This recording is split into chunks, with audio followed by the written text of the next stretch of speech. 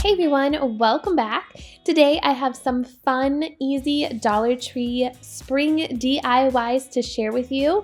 If you are new here, make sure to stick around by hitting that subscribe button and ringing the bell for notifications so you never miss out on a new video. All right, now let's go ahead and get started on those DIYs. This spring DIY is perfect for labeling your plants in the garden. I picked up these wooden signs with stakes in them from Dollar Tree, and I'm just going to take a pencil and write out what seeds or what plants I'm going to be planting. In this case, tomatoes. So I'm just going to take a wood burning tool and I'm going to go over what I wrote with the pencil. And the great thing about this wood burning tool is that it is not going to wash off or smear or anything like that. So when I put this outside and it gets wet from the rain and watering, it's going to stay in this shape, and I'm going to always know what I planted, where I planted it because of this sign. So I got this wood burning tool from Amazon a long time ago. I'll leave it linked down below in the description box. It's really easy to use, but you do need to be careful because it does get really hot. Once I was finished with burning the letters into the wood, I just used my eraser and erased where the pencil marks were. And I did like 4 of them in about 15 minutes. I think they are really pretty, really rustic, and really cute to put out in my garden for springtime this year, and I'll be able to remember what I planted. All right, so this next one is not really a DIY, but it is much needed for some seed organization. I always buy seeds from Dollar Tree. Me and my husband start seeds indoors for our garden, and Dollar Tree has a great deal. You get 4 packs for $1. So I am always having seeds around. So I picked up some of these photo albums from Dollar Tree, and they are really cute. They have some cute designs, some spring and colorful designs on them, and they are perfect to store your seeds in. You just slip them into the photo album, and it just holds your seeds. It keeps them organized, keeps them all in one place. And then that way you know where they are all the time. And even if you open up the package, you can still put them in a Ziploc baggie and put them down in there. It's just a great way to keep them around. And then I went a step further and I have a label maker, which I got off of Amazon, but there is a label maker Dollar Tree sells, so I don't know. I haven't seen it and I haven't used it, but if you have it, you could use that. And you can label the sides of them. You could label the pages of them if you lose the packaging. So this just keeps everything organized all in one space. And then that way you don't have seed packets laying all over your house like I did before this little hack. So I love it and it looks cute too. I'm using 3 of these wooden houses that have chalkboards painted on them for this DIY. I'm going to go ahead and hot glue the 3 houses together side by side, and the hot glue holds it really well, but I am going to use some staples to hold it down later on. And then I found some of this Crafter's Square burlap from Dollar Tree, so I picked up a roll and I just cut off a strip, and then I am going to wrap it around the bottom half of the houses, and I just placed it on the top and then flipped it over, and then I'm going to pull it tight and I'm going to staple the burlap to the houses, and you can see there where I stapled in between the houses to keep them together. And then for the corners, I'm just basically wrapping it like a present, just tucking one side over and then tucking the other side over that, and then stapling it all together just to pull it tight, kind of like you are upholstering a piece of furniture, which I've never actually done, but from what I've seen, that's what it looks like. And then once I get that all together, I'm going to go ahead and create pockets for each one of them just by stapling on the front in between the houses. You can do this or you cannot do this. It's up to you because the staples do show a little bit. And then I took this spring sign from Dollar Tree that's metal and I spray painted it with some black spray paint and hot glued it to the front. And now I'm just taking some of these spring floral picks and cutting them down and just placing them inside the pockets of each of the houses.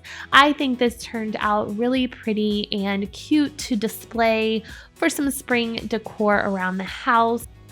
I love how this piece turned out, and I definitely think you can personalize it, use it any different types of florals you would like.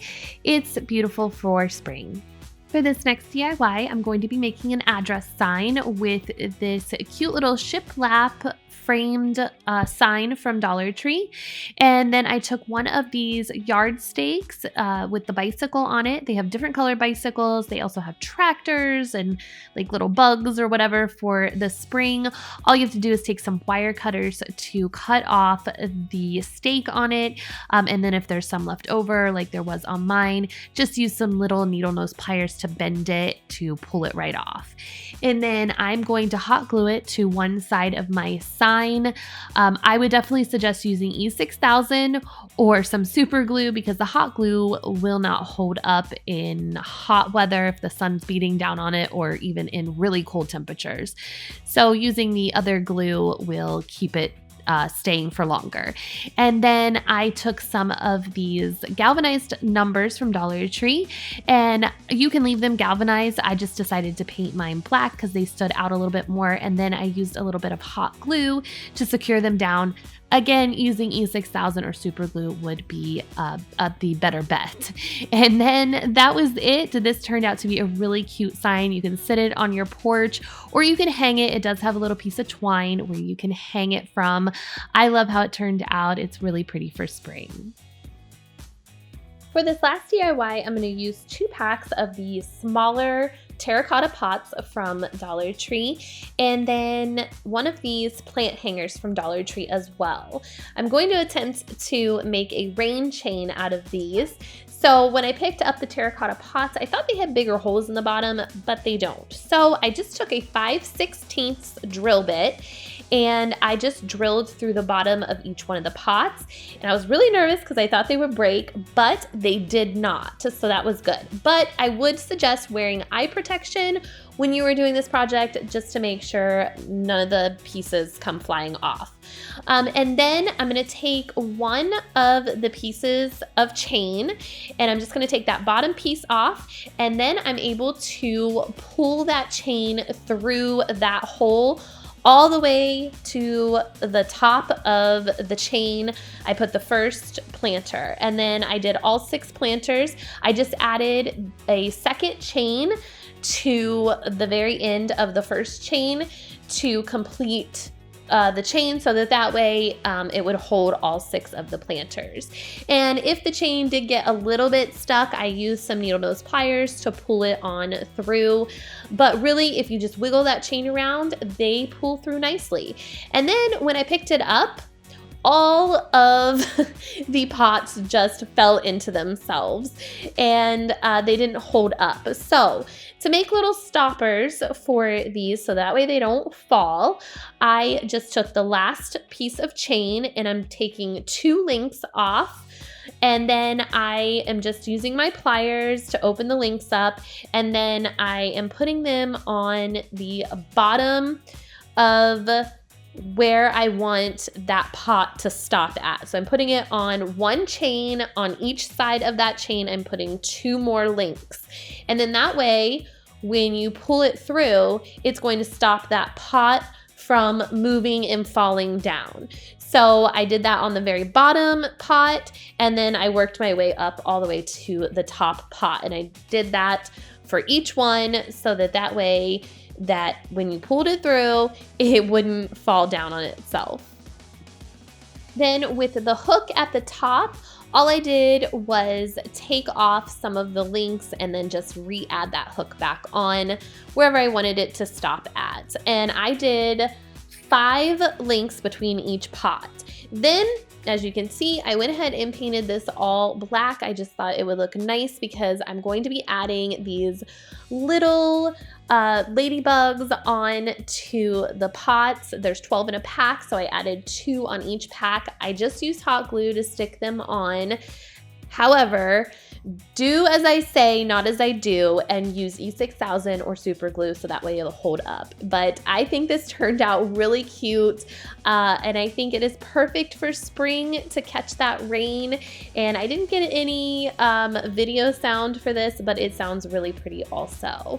And that is it for all of the spring DIYs today. I hope you enjoyed this video. Thank you so much for watching. Please make sure to give it a big thumbs up and leave me a ladybug emoji down below if you made it all the way through the video, and I'll see you in the next one. Take care. Bye-bye.